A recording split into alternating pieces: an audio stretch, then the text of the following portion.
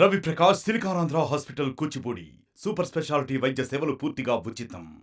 ఏదైతే మన బీజేపీ జనసేన తెలుగుదేశం కలిపి ఉమ్మడ అభ్యర్థిగా మన యలమంచిలి నియోజకవర్గం సుందర విజయ్ కుమార్ గారు గెలిచారు. దాని భాగంగా మన ముఖ్యమంత్రిగా నారా చంద్రబాబు నాయుడు గారు ప్రమాణ స్వీకారం చేసిన తర్వాత ఆయన 4వ హామీగా మరి అన్నా క్యాంటీన్ని ఇస్తామని చెప్పి ప్రకటన జరిగింది. మరి గతంలో కూడా యలమంచిలి మున్సిపాలిటీ పరిధిలో ఎంఆర్ ఆఫీస్ ఎదురుగుంటా ఒక కార్యాలయం కట్టి అక్కడే ఇచ్చేవారు. అది చాలా బాగుండేది. జనాలందరూ కూడా సెంటర్ పాయింట్. మరి ఏదైతే వైసీపీ గవర్నమెంట్ వచ్చిందో ఆ గవర్నమెంట్ వచ్చిన తర్వాత అది క్యాన్సిల్ చేసి అన్నా క్యాంటీన్ క్యాన్సిల్ చేసి దాన్ని మున్సిపాలిటీ వారు మన సచివాలయంగా దాన్ని మార్చారు.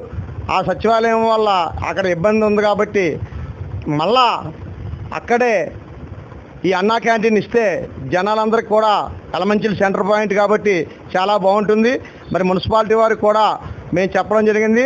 ఎమ్మెల్యే అయినటువంటి సుందర విజయ్ కుమార్ గారికి కూడా అక్కడే బాగుంటుందని చెప్పి మేము చెప్పడం జరిగింది. కాబట్టి జనాలందరికీ అందుబాటులో ఉండే ప్లేస్ ఏదైనా ఉందంటే ఎంఆర్ ఆఫీస్ ఎదురుగా ఉన్న గతంలో కట్టిన అన్నా క్యాంటీన్నే మళ్ళీ అక్కడ ఓపెన్ చేయాలని చెప్పి కోరుతున్నాం.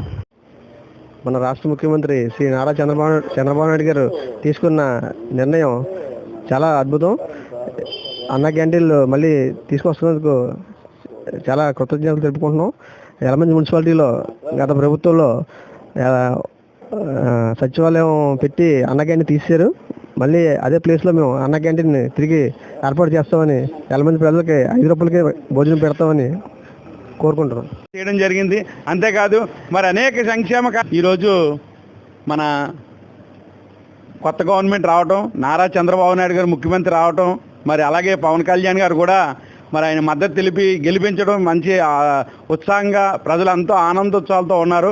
అంతేకాదు ఈరోజు మరి ఒక 5 పథకాలు మరి అయితే మేనిఫెస్టోలో ఉన్న ప్రకారం మరి మెగా డిఎస్సీ కానివ్వండి, అలాగే మరి 5 రూపాయలకి పేదలకు అన్నదానం చేసే కార్యక్రమాన్ని కానివ్వండి, ఇంకా చాలా కార్యక్రమాలు అదే మరి ఆ రోజు చంద్రబాబు నాయుడు టైంలో ఎక్కువ జరిగాయి.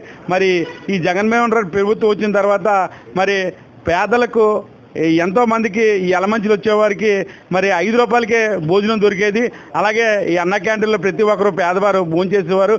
ఈరోజు మరి చంద్రబాబు నాయుడు రావడం వల్ల మళ్ళీ దాన్ని పునరుద్ధరణ చెప్పడం మరి చాలా ఆనందదాయకం. ప్రజలు కూడా చాలా పేదవారందరూ కూడా 5 రూపాయలకే భోజనం దొరుకుతుందని ప్రతి ఒక్కరూ ఆనందపడుతున్నారు. అంతేకాదు ఈ మున్సిపాలిటీలో ఏదైతే అన్నా క్యాంటీన్ ఇచ్చారో అదే ప్లేస్లో పెట్టి మరి అక్కడే కార్యక్రమం చేస్తామని చెప్పి తెలియజేస్తున్నాం.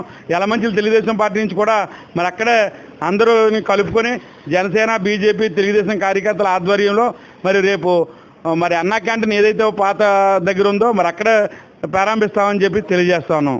శ్రీ నారా చంద్రబాబు నాయుడు గారు కొత్తగా ప్రభుత్వం ఏర్పాటు చేసి అన్నా క్యాంటీన్ని మళ్ళా ప్రారంభించాలని మంచి ఆశయంతో ముందుకు వచ్చారు. అదేవిధంగా మన యలమంచిలి మండలంలో పోయిన ప్రభుత్వంలో అన్నా క్యాంటీన్ తీసివేసి మన సచివాలయం ప్రారంభించారు వైసీపీ గవర్నమెంట్లో. మళ్ళీ అదే ప్లేస్లోని సచివాలయం తీసి మళ్ళీ అన్నా క్యాంటీన్ ప్రారంభించాలని మన యలమంచిలి ప్రజలందరూ కోరుకుంటున్నారు. కాబట్టి వెంటనే అన్నా క్యాంటీన్ ప్రారంభించవలసిందిగా కోరుతున్నాం. యలమంచిలిలో అవకాశం ఇప్పించి 5 రూపాయలకే భోజనాన్ని ఏర్పాటు చేసి పేదవాళ్ళ ఆకలి తీర్చాలని యలమంచిలి యొక్క ప్రజలందరూ కోరుకుంటున్నారు. మరిన్ని వీడియోస్ కోసం ఛానల్ ని సబ్స్క్రైబ్ చేయండి. లేటెస్ట్ అప్డేట్స్ కోసం వాట్సాప్ ఛానల్ ని ఫాలో చేయండి. అండ్ లింక్ డిస్క్రిప్షన్ లో ఉంది.